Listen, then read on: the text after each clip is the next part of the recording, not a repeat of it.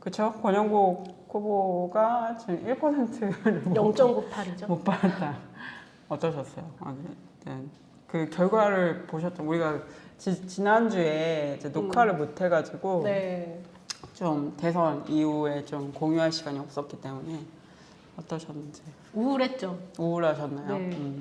너무 우울해서 사실 그날 너무 술을 마시고 싶었는데 술 마시면 안 돼요. 저는 그럴 속상할 때 술 안 마셔요. 아, 그래요? 네. 아주 좋은. 네. 저는 속상할 때는 오히려 더 술을 안 마시는 편이어가지고 기분 좋을 때만 조금만 마시는 편이어가지고 하지만 너무 우울했다.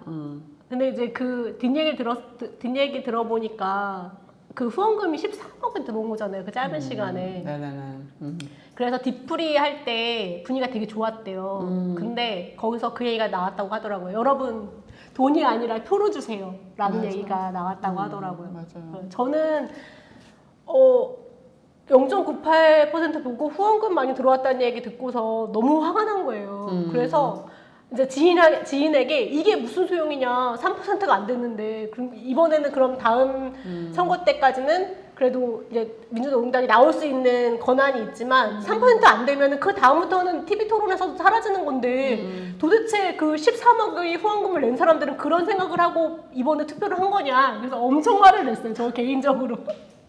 근데 그분이 동의해 주셨어. 아, 그래요? 자기도 너무 화가 나서 트위터에 올렸다고. 아, 그래요? 표로 주라고. 돈 말고.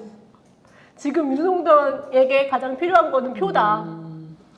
그런 약간 막판에 우리 네. 또 이준석 이슈가 있어서 그쵸. 약간 그게 조금 약간 작용을 한 것 같기도 하고 민주당을 찍는 분들이 또 있지 않았을까. 열받음을 또 이거는 뭔가 안 돼 이러면서 또 찍으신 분들도 있지 않을까 싶고.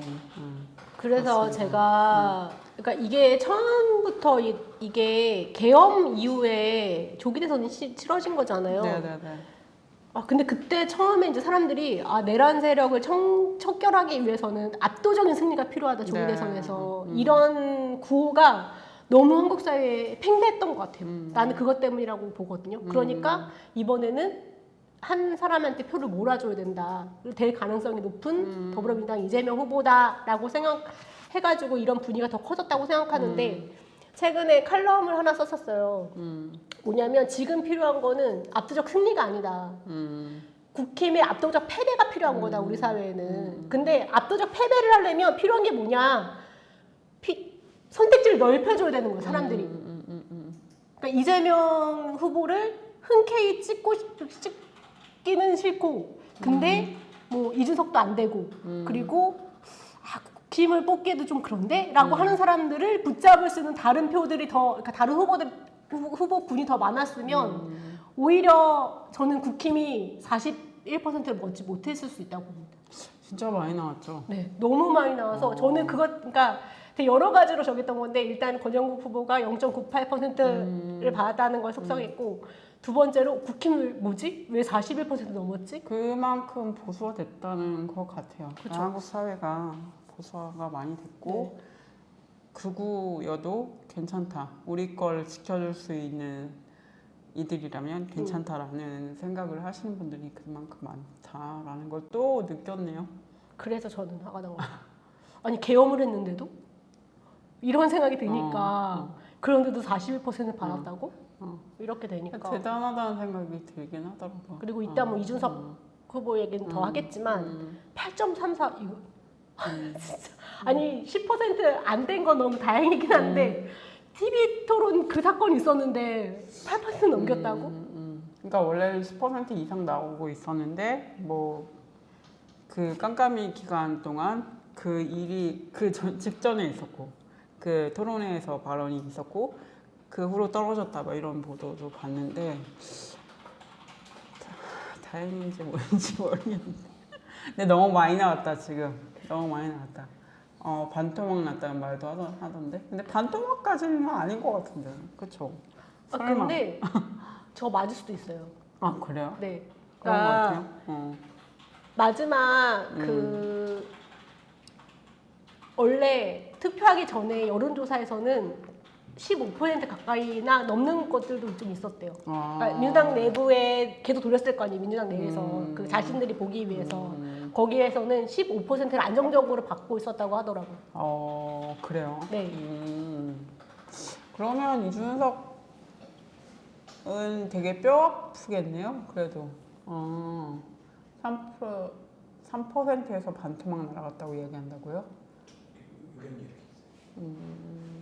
3%는 어떤 거죠? 3% 날아갔던 사람도 있고 반토막이 날아갔던 사람도 있고. 네, 3% 내지 반토막 정도 날아갔다. 그 이 사건으로 이런 의견이 있다고 하네요. 또 말씀하신 대로 많이 예상보다 많이 나오고 있었다. 15% 정도 그런 분석들도 있다. 그래요. 어쨌든 이준석은 이번에 깨달으려나? 그래서 이러면 안 되는구나. 절대 아니죠. 안 깨달으려나? 어쨌든 이것도 뭐 지금 뭐 네. 뭐하고 지냈나 얘기를 하는 중이니까 네. 저는 되게 우울한 모드로 어, 목소리가 아직 돌아오지 않고 있다. 많이 우셨나요? 아니 뭐, 그런 건 아닌데 막 소리를 지르셨나요? 감기에 뭔가 계속 낯났고 있어요. 그래서 진짜요? 지금 목소리 가라앉았는데 이게 한 3주 동안 지금 이 상태이긴 하거든요. 그렇군요. 어쨌든 그런 상태다. 좋은 일이 없다. 근데 저는 좀 더 얘기해도 되나요? 예, 저는 사실은 그러니까 진보 정당이 0.98을 받았는데 민주노동당이죠.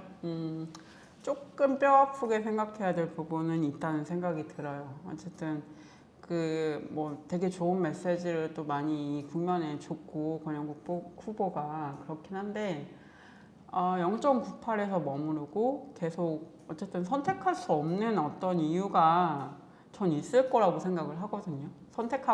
선택할 수 없는 그 이유가 뭔지에 대해서 조금 좀 뼈아픈 또 시간이 있어야 되지 않을까라는 생각도 들고 또 한편으로는 이제 지방선거가 곧 다가오는데 1년 동안 어떻게 또 준비하실지가 되게 관건일 것 같다는 생각이 들어요.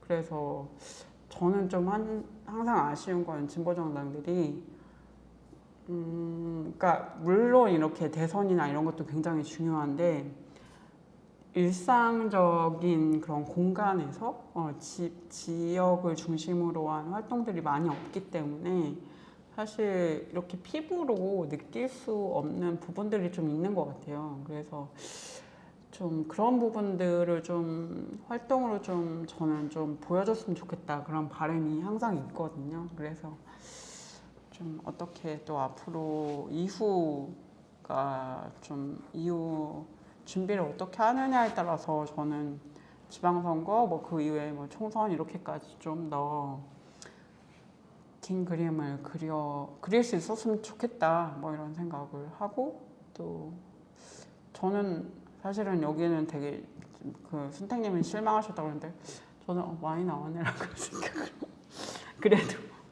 그래도 많이 나왔네 뭐 이러면서 이런 생각을 또 했기 때문에 저는 3%까지는 안 나올 거라고 생각했는데 그래도 15% 나올 줄 알았어요. 그러니까 들어가기 전에 그냥 진보정당 얘기는 끝내고 너무 오래 그렇죠. 1.5%까지 나올 거라 생각했고 말씀하신 것처럼 진짜 현장 조직 당도 되게 중요하다고 생각했던 게 그러니까 그 민주동당도 나왔지만 정의당 조직이 남아 있는 그 지역에서는 그래도 꽤 평균보다는 높게 나왔어요. 맞아. 그러니까 이런 것처럼 말씀하신 것처럼 그런 지역에서 활동을 하는 사람이 있어야 그 곳에서는 더 많은 표가 나온다. 이거는 너무 명백한 거여서 그거는 말씀하신 대로 진보 정당 운동하시는 분들이 좀 눈여겨봐야 되는 부분인 지표다라고 생각은 좀 듭니다. 네.